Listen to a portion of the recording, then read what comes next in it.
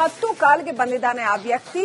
ಸತತವಾಗಿ 3-4 ಗಂಟೆಗಳ ಕಾಲ ಆತನನ್ನ ವಿಚಾರಣೆ ಮಾಡಿದೆ ಎಸ್ಐಟಿ ಟೀಮ್. ಎಸ್ಐಟಿ ಮುಖ್ಯಸ್ಥ ಪ್ರಣಬ್ ಮೊಹಂತಿ ಅವರೇ ಖುದ್ದಾಗಿ ಆತನನ್ನ ವಿಚಾರಣೆ ಮಾಡಿದ್ದಾರೆ. ಇದೀಗ ಪ್ರಣಬ್ ಮೊಹಂತಿ ವಿಚಾರಣೆಯನ್ನ ಮುಗಿಸಿ ತೆರಳಿದ್ದಾರೆ ಅಂತ ಹೇಳಲಾಗಿದೆ. ಮತ್ತಷ್ಟು ವಿಚಾರಣೆ ಬಾಕಿ ಇದೆ ಅನ್ನುವಂಥದ್ದು ಕೂಡ ಮಾಹಿತಿ ಬರ್ತಾ ಇದೆ.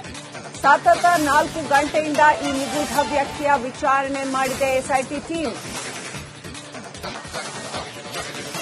ನಿಗೂಢ ವ್ಯಕ್ತಿಯ ವಿಚಾರಣೆಯನ್ನು ಮುಗಿಸಿ ಮೊಹಂತಿ ವಾಪಸ್ ಆಗಿದ್ದಾರೆ. ಸದ್ಯದ ಮಟ್ಟಿಗೆ 1 ಗಂಟೆಗೂ ಹೆಚ್ಚು ಕಾಲ ಖುದ್ದಾಗಿ ಪ್ರಣಬ್ ಮೊಹಂತಿ ಈತನನ್ನ ವಿಚಾರಣೆ ಮಾಡಿದ್ದಾರೆ ಅಂತ ಹೇಳಲಾಗಿದೆ.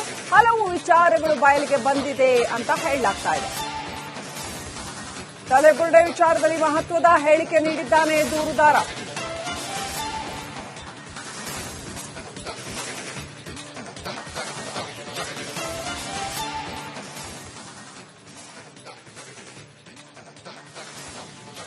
ಪ್ರಣಬ್ ಮೊಹಂತಿ ಈಗ ವಿಚಾರಣೆಯನ್ನು ಮುಗಿಸಿ ತೆರಳಿದ್ದಾರೆ.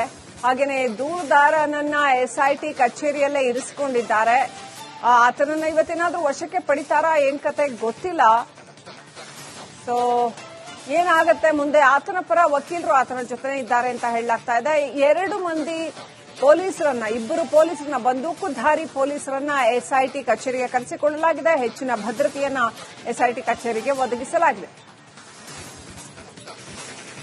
ಆತ ಏನೆಲ್ಲ ವಿಚಾರಗಳನ್ನ ಬಾಯ್ಬಿಟ್ಟಿದ್ದಾನೆ, ಯಾವಾಗ ಆತ ಕೆಲಸಕ್ಕೆ ಸೇರ್ಕೊಂಡ, ಯಾವಾಗ್ಲಿಂದ ಈ ರೀತಿ ಶವಗಳನ್ನ ಹೂಳೋದಕ್ಕೆ ಆರಂಭ ಮಾಡ್ದ, ಆತನಿಗೆ ಯಾರು ಸೂಚನೆಯನ್ನ ಕೊಡ್ತಾ ಇದ್ರು, ಆತನ ಹೇಳ್ತಾ ಇರ್ತಕ್ಕಂಥದ್ದು ಸತ್ಯನೋ ಸುಳ್ಳೋ, ಆತ ಹೇಳ್ತಾ ಇರೋದ್ರ ಹಿಂದೆ ಏನಾದ್ರೂ ಉದ್ದೇಶ ಇದೆಯಾ ಅಥವಾ ಬೇರೆ ಏನಾದ್ರೂ ಪ್ರೇರಣೆ ಇದೆಯಾ, ಬೇರೆ ಯಾರಾದ್ರೂ ವ್ಯಕ್ತಿಗಳಿದ್ದಾರಾ, ಯಾಕೆ ಆತ ಈಗ ಬಂದು ದೂರು ಕೊಟ್ಟಿದ್ದಾನೆ, ಈಗ ಯಾಕೆ ಈ ಎಲ್ಲ ಪ್ರಕರಣಗಳ ವಿಚಾರಣೆ ಆಗಬೇಕು ಅಂತ ಬಯಸ್ತಾ ಇದ್ದಾನೆ, ಇಷ್ಟು ವರ್ಷ ಯಾಕೆ ಬಂದು ಪೊಲೀಸರಿಗೆ ದೂರು ಕೊಡಲಿಲ್ಲ, ಅಷ್ಟೆಲ್ಲ ಶವಗಳನ್ನ ಹೂಳ್ತಾ ಇರುವಾಗ ಆತ ಪೊಲೀಸರಿಗೆ ಯಾಕೆ ಹೋಗಿ ತಿಳಿಸಲಿಲ್ಲ, ಪೊಲೀಸರ ಮೇಲೆ ನಂಬಿಕೆ ಇರಲಿಲ್ವಾ, ಅಥವಾ ಪೊಲೀಸರಿಗೆ ತಿಳಿಸಲಿಲ್ಲ ಅಂದ್ರೆ ಬೇರೆ ಯಾರಿಗೆ ತಿಳಿಸ್ತಾ ಇದ್ದ, ಹೀಗೆ ನೂರಾರು ಪ್ರಶ್ನೆಗಳನ್ನ, 100 ಆಯಾಮಗಳಲ್ಲಿ ತನಿಖೆಯನ್ನ ನಡೆಸಲಾಗಿದೆ.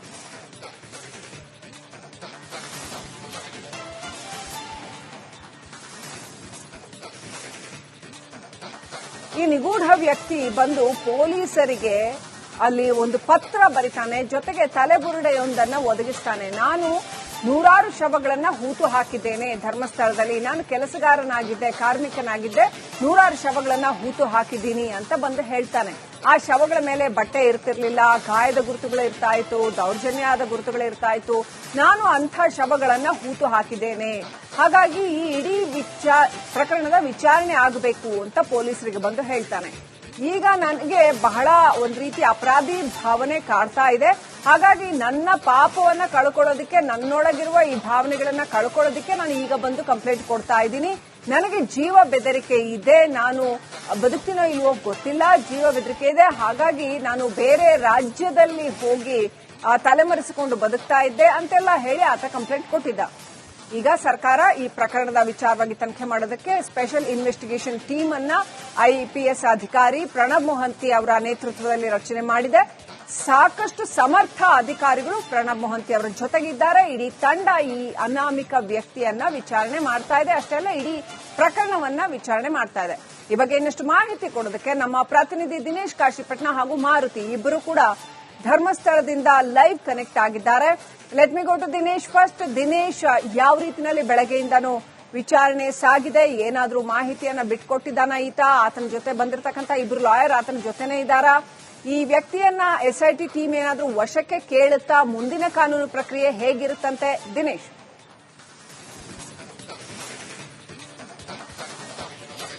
ಹೌದು ಶ್ರೀಲಕ್ಷ್ಮಿ, ಈ ಒಂದು ಪ್ರಕರಣಕ್ಕೆ ಸಂಬಂಧಿಸಿದಂತೆ ಸಾಕಷ್ಟು ಬೆಳವಣಿಗೆಗಳು ನಡೀತಾ ಇರುವಂತದ್ದು. ಇವತ್ತು ಬೆಳಗಿನಿಂದಲೇ ಆತನ ವಿಚಾರಣೆ ಆರಂಭ ಆಗಿರುವಂತದ್ದು. 2ನೇ ದಿನದ ವಿಚಾರಣೆ ಇದು. ನಿನ್ನೆ ಸತತ 8 ಗಂಟೆಗಳ ಕಾಲ ಆತ ವಿಚಾರಣೆಯಲ್ಲಿ ಭಾಗಿಯಾಗಿದ್ದ. ಇವತ್ತು ಮತ್ತೆ ಆತನನ್ನ ವಿಚಾರಣೆಯನ್ನು ಒಳಪಡಿಸಿರುವಂತದ್ದು. ಬೆಳಗಿನಿಂದಲೇ ಆತನ ವಿಚಾರಣೆ ಆರಂಭ ಆಗಿರುವಂತದ್ದು. ಪ್ರಮುಖವಾಗಿ ಎಸ್ಐಟಿ ಮುಖ್ಯಸ್ಥರಾದಂತಹ ಪ್ರಣಬ್ ಮೊಹಂತಿ ಅವರ ನೇತೃತ್ವದಲ್ಲಿ ಇವತ್ತಿನ ವಿಚಾರಣೆ ನಡೀತಾ ಇರುವಂತದ್ದು. ಇದೊಂದು ಬಹಳಷ್ಟು ಪ್ರಮುಖ ಬೆಳವಣಿಗೆ, ಮಹತ್ವದ ಪ್ರಶ್ನೆಗಳನ್ನು ಇವತ್ತು ಆತನ ಮುಂದೆ ಇಡ್ತಾರೆ ಮತ್ತು ಆತನಿಂದ ಉತ್ತರ ಪಡಿತಾ ಇದ್ದಾರೆ. ಮತ್ತು ಇವತ್ತಿನ ಏನು ವಿಚಾರಣೆ ಏನಿದೆ ಇದು ಪ್ರಕರಣದಲ್ಲಿ ಬಹಳಷ್ಟು ಮಹತ್ವವನ್ನು ಪಡೆದುಕೊಳ್ತಾ ಇರುವಂತದ್ದು. ಹೀಗಾಗಿ ಈ ಒಂದು ವಿಚಾರಣೆ ಅನ್ನುವಂಥದ್ದು ನಿರಂತರವಾಗಿ ಸಾಗ್ತಾ ಇದೆ. ಬೇರೆ ಬೇರೆ ರೀತಿಯಾದಂತಹ ಪ್ರಶ್ನೆಗಳನ್ನು ಆತನ ಮುಂದೆ ಇವತ್ತು ಇಡ್ತಾ ಇರುವಂತದ್ದು. ಅಂದ್ರೆ ನಿನ್ನೆ SIT ಅಧಿಕಾರಿಗಳು 8 ಗಂಟೆಗಳಿಗೆ ಹೆಚ್ಚ ಕಾಲ ಏನು ವಿಚಾರಣೆ ನಡೆಸಿದ್ರು. ಅದರಲ್ಲಿ ಪ್ರಮುಖವಾಗಿ ಅಲ್ಲಿ ನಡೆದಂತ ಅಂದ್ರೆ ಆತ ಏನು ಶವಗಳನ್ನು ಹೂತು ಹಾಕಿದೆ ಅಂತ ಹೇಳಿದ್ದ ಆ ಒಂದು ಶವಗಳಿಗೆ ಸಂಬಂಧಿಸಿದಂತೆ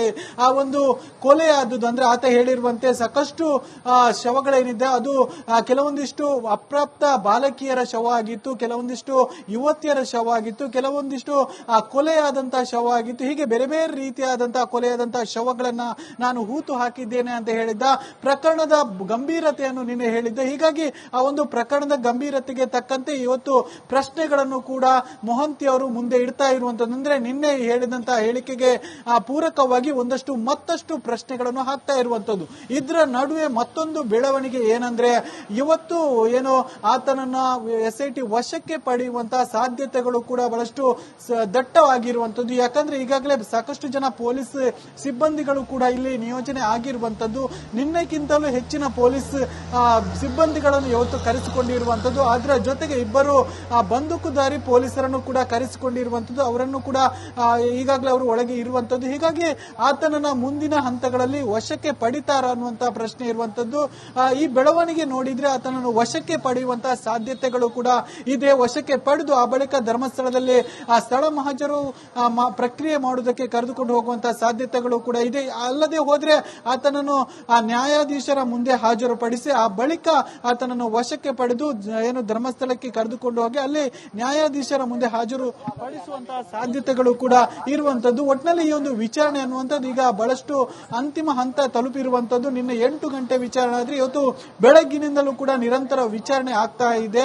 ಆತನ ಜೊತೆಗೆ ವಕೀಲರು ಕೂಡ ಇದ್ದಾರೆ. ಆದ್ರೆ ವಕೀಲರನ್ನು ಹೊರತುಪಡಿಸಿ ಆತನನ್ನು ಓರ್ವನೇ ವಿಚಾರಣೆ ಮಾಡ್ತಾ ಇರುವಂತದ್ದು. ಆತ ಬಂದಿರುವಂತದ್ದು ಇವತ್ತು 3 ವಕೀಲರ ಜೊತೆ, ನಿನ್ನೆ 2 ವಕೀಲರ ಜೊತೆ ಬಂದಿದ್ದ, ಇವತ್ತು 3 ವಕೀಲರ ಜೊತೆ SIT ಕಚೇರಿಗೆ ಬಂದಿದ್ದಾನೆ, ವಿಚಾರಣೆಯಲ್ಲಿ ಹಾಜರಾಗಿದ್ದಾನೆ. ಪ್ರಮುಖವಾದಂತಹ ವಿಷಯಗಳನ್ನು ಆತ ಹೊರ ಹಾಕಿದ್ದಾನೆ ಅಂತ ಹೇಳಲಾಗ್ತಿದೆ. ಅಂದ್ರೆ ನಿನ್ನೆ ಮತ್ತು ಈ ಹಿಂದೆ ನಡೆದಂತಹ ಒಂದು ವಿಚಾರಣೆಯಲ್ಲಿ ಕೆಲವೊಂದಿಷ್ಟು ಪ್ರಮುಖವಾದಂತಹ ವಿಷಯವನ್ನು ಆತ ಹೇಳಿರಲಿಲ್ಲ. ಆದ್ರೆ ಇವತ್ತು ಮೊಹಂತಿ ಅವರ ವಿಚಾರಣೆಯಲ್ಲಿ ಪ್ರಮುಖವಾದಂತಹ ವಿಷಯಗಳನ್ನು ಆತ ಬಾಯಿ ಬಿಟ್ಟಿದ್ದಾನೆ. ಕೆಲವೊಂದು ಗಂಭೀರವಾದಂತಹ ವಿಷಯಗಳನ್ನು ಹೇಳಿದ್ದೇನೆ. ಅದರಲ್ಲೂ ಆ ಒಂದು ಪ್ರಕರಣಕ್ಕೆ ಸಂಬಂಧಿಸಿದಂತೆ ಒಂದಷ್ಟು ನಿಗೂಢವಾದಂತಹ ಸತ್ಯಗಳು, ಆತನ ಒಳಗೆ ಹುದುಗಿರುವಂತಹ ಸತ್ಯಗಳನ್ನ ಮೊಹಂತಿ ಅವರ ಮುಂದೆ ತೆರೆದಿಟ್ಟಿದ್ದಾನೆ ಅಂತ ಹೇಳಲಾಗ್ತಿದೆ.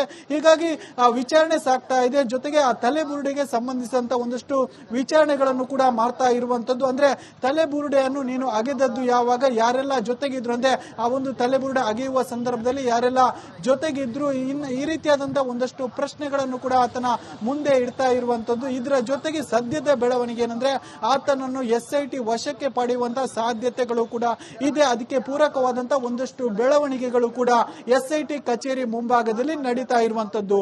ಶ್ರೀಲಕ್ಷ್ಮಿ, ರೈಟ್, ದಯವಿಟ್ಟು ಹಾಗೆ ಸಂಪರ್ಕದಲ್ಲಿರಿ ದಿನೇಶ್. ನಮ್ಮ ಇನ್ನೋರ್ವ ಪ್ರತಿನಿಧಿ ಮಾರುತಿ ಕನೆಕ್ಟ್ ಆಗಿದ್ದಾರೆ. ಮಾರುತಿ, ಈ ಧರ್ಮಸ್ಥಳದಲ್ಲಿ ಶವಗಳನ್ನು ಹೂತಿದ್ದೇನೆ ಎನ್ನಲಾದ ಈ ಪ್ರಕರಣಕ್ಕೆ ಸಂಬಂಧಪಟ್ಟಂತೆ ಅಲ್ಲಿ ಸ್ಥಳೀಯವಾಗಿ ನಿಮಗೆ ಬೇರೆ ಏನಾದರೂ ಮಾಹಿತಿ ಲಭ್ಯ ಆಗಿದೆಯಾ? ಜೊತೆಗೆ ಅಲ್ಲಿನ ಜನರ ಅಭಿಪ್ರಾಯ ಕೂಡ ನೀವು ನಿನ್ನೆಯಿಂದ ಸಾಕಷ್ಟು ಮಾತನಾಡಿದ್ದೀರಿ. ಏನಿದೆ ಜನರ ಅಭಿಪ್ರಾಯ ಕೂಡ ಏನಿದೆ ಮಾರುತಿ?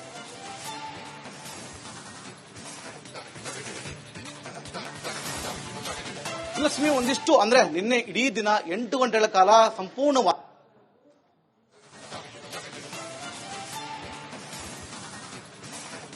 ಆಲ್ ರೈಟ್, ಸಂಪರ್ಕ ಸಾಧ್ಯ ಆಗ್ತಾ ಇಲ್ಲ, ಕರೆ ಕಟ್ಟಾಗಿದೆ. ಪ್ರಣಬ್ ಮೊಹಂತಿ ಈಗಷ್ಟೇ ವಿಚಾರಣೆಯನ್ನ ಮುಗಿಸಿ ವಾಪಸ್ ತೆರಳಿದ್ದಾರೆ. ಸುಮಾರು 1 ಗಂಟೆಗೂ ಹೆಚ್ಚು ಕಾಲ ಖುದ್ದಾಗಿ ಮೊಹಂತಿ ಅವರೇ ಆತನನ್ನ ವಿಚಾರಣೆ ಮಾಡಿದ್ದಾರೆ. ಬಹಳ ಮಹತ್ವದ ಮಾಹಿತಿಯನ್ನ ಆತ ಅವರ ಮುಂದೆ ಬಿಟ್ಕೊಟ್ಟಿದ್ದಾನೆ ಅನ್ನುವಂಥ ಮಾಹಿತಿ ಬರ್ತಾ ಇದೆ. ಬೇಕಾಗಿದೆ 2 ಆಪ್ಷನ್ಗಳಿರುವಂತದ್ದು ಸದ್ಯಕ್ಕೆ. ಆದ್ರೆ ಇದೀಗ SIT ಮುಂದಿರುವಂತಹ ಆಪ್ಷನ್ಗಳಲ್ಲಿ ಯಾವುದನ್ನು ಆಯ್ಕೆ ಮಾಡ್ಕೋತಾರೆ ಅನ್ನೋದು ಈಗ ಯಕ್ಷ ಪ್ರಶ್ನೆ ಆಗಿರುವಂತದ್ದು. ಒಂದೆಡೆ ಅಲ್ಲಿಗ 3-4 ಅಧಿಕಾರಿಗಳು ಸಾಕಷ್ಟು ವಿಚಾರಣೆಯನ್ನು ಮಾಡಲಿಕ್ಕೆ ಮುಂದಾಗ್ತಾ ಇದ್ದಾರೆ. ಜೊತೆಗೆ ಧರ್ಮಸ್ಥಳಕ್ಕಾಗಿರ್ಬೋದು, ಬೆಳ್ತಂಗಡಿ ಸ್ಟೇಷನ್ ಆಗಿರ್ಬೋದು, ಅಥವಾ ಧರ್ಮಸ್ಥಳದ ಪೊಲೀಸ್ ಠಾಣೆ ಆಗಿರ್ಬೋದು, ಯಾವ ಹೊತ್ತಿನಾದ್ರೂ ಬರಬಹುದು ಅನ್ನೋ ಒಂದು ವಿಚಾರಗಳು ಈಗ ಸದ್ಯ ಸಾಧ್ಯತೆ ಆಗಿರುವಂತದ್ದು. ಒಂದರೆ ಮುಸುಕುದಾರಿಯನ್ನು ತೆಗೆದುಕೊಂಡು ಬಂದು ಧರ್ಮಸ್ಥಳದಲ್ಲಿ ಮಾತನಾಡಿಸುವ ವ್ಯವಸ್ಥೆ ಆಗಿರ್ಬೋದು ಅಥವಾ ಕಲೆಬರಗಳನ್ನ ಎಲ್ಲಿಟ್ಟಿದ್ದಾರೆ ಅನ್ನುವಂತ ವ್ಯವಸ್ಥೆಯನ್ನು ತೆಗೆದುಕೊಳ್ಳಲಿಕ್ಕೆ ಮುಂದಾಗ್ತಾರೆ ಅನ್ನೋದು ಈಗ ಕಾರಣವಂತ ವಿಷಯ ಆಗಿರುವಂತದ್ದು. ಯಾವುದೇ ಸಮಯದಲ್ಲಾದ್ರೂ ಕೂಡ ಆಗಿರುವಂತ ಅಂದ್ರೆ ಒಂದು ಕಡೆಗೆ ನಿನ್ನೆಯಿಂದ ಕೂಡ ಕೇವಲ ಬರೀ ಎಸ್ಐಟಿ ಪ್ರಶ್ನೆಯನ್ನ ಮಾಡ್ತಾ ಇತ್ತು, ಅದನ್ನ ರೆಕಾರ್ಡ್ ಅನ್ನ ಮಾಡ್ಕೊಳ್ತಾ ಇತ್ತು, ಬರ್ಕೊಳ್ತಾ ಇತ್ತು. ಇದಕ್ಕೆ ಏನಾದ್ರು ಸ್ಪಾಟ್ ನ ವಿಸಿಟ್ ಮಾಡೋ ವ್ಯವಸ್ಥೆಗೆ ಮುಂದಾಗುತ್ತೆ ಅನ್ನೋದನ್ನ ಕಾನೂನು ತಂತ್ರ ಆಗಿರುವಂತದ್ದು. ಸದ್ಯ ಇದೀಗ ಯಾವುದೇ ಕ್ಷಣದಲ್ಲಾದ್ರೂ ಕೂಡ ಧರ್ಮಸ್ಥಳ ಆಗಿರ್ಬೋದು ಅಥವಾ ಬೆಳ್ತಂಗಡಿಗೆ ಆ ಮುಸುಕುದಾರಿಯನ್ನು ತರುವ ವ್ಯವಸ್ಥೆ ಮುಂದಾಗಬಹುದು. ಜೊತೆಗೆ ಆಗಿರುವ ವ್ಯವಸ್ಥೆಗಳ ಬಗ್ಗೆ ತಿಳ್ಕೊಳ್ಳುವಂತ ಸಂಘರ್ಷಗಳು ನಡೆದಿರುವಂತದ್ದು. ಜೊತೆಗೆ ಧರ್ಮಸ್ಥಳದಲ್ಲಿ ಎಲ್ಲೆಲ್ಲಿ ಅವನು ಶವವನ್ನು ಊತಕ್ಕಿದ್ದ ಅನ್ನುವಂತಹ ಸ್ಥಳಗಳಿಗೆ ಮಹಜರು ಮಾಡಲಿಕ್ಕೆ ಪೊಲೀಸರೇ ಖುದ್ದಾಗಿ ಅಥವಾ ಎಸ್ಐಟಿನ ಖುದ್ದಾಗಿ ಸ್ಥಳೀಯ ಪೊಲೀಸರನ್ನ ಕರೆದುಕೊಂಡು ಹೋಗುವ ವ್ಯವಸ್ಥೆಗಳು ಮುಂದಾಗಿರುವಂತದ್ದು. ಜೊತೆಗೆ ಏನು ಅಂತಂದ್ರೆ ಇದೀಗ ಅಲ್ಲಿ ಅಂದ್ರೆ ಈಗ ಮಂಗಳೂರು ನಡೀತಿರುವಂತಹ ಇನ್ವೆಸ್ಟಿಗೇಷನ್ ಇದೆ, ಎಸ್ಐಟಿ ಏನು ವ್ಯವಸ್ಥೆಯನ್ನು ಮಾಡ್ಕೊಳ್ತಿದೆ, ದೂರದಾರನಾಗಿರ್ಬೋದು ಅಥವಾ ಬಂದೂಕುದಾರಿಗಳನ್ನ ಅಂದ್ರೆ ಪೊಲೀಸರನ್ನ ರಕ್ಷಣೆ ಮಾಡ್ಕೊಳ್ಳಿಕ್ಕೆ ಅಂದ್ರೆ ಅವರನ್ನ ಬಂಧನ ಮಾಡ್ಕೊಂಡು ಏನಾದ್ರು ತನಿಖೆಯನ್ನ ಮುಂದುವರಿಸ್ತಾರ ಅಥವಾ ಧರ್ಮಸ್ಥಳಕ್ಕೆ ಬಂದು ಇಲ್ಲಿ ಹಾಕಿ. All right, thank you Maruti ಡೀಟೇಲ್ಸ್ಗಾಗಿ.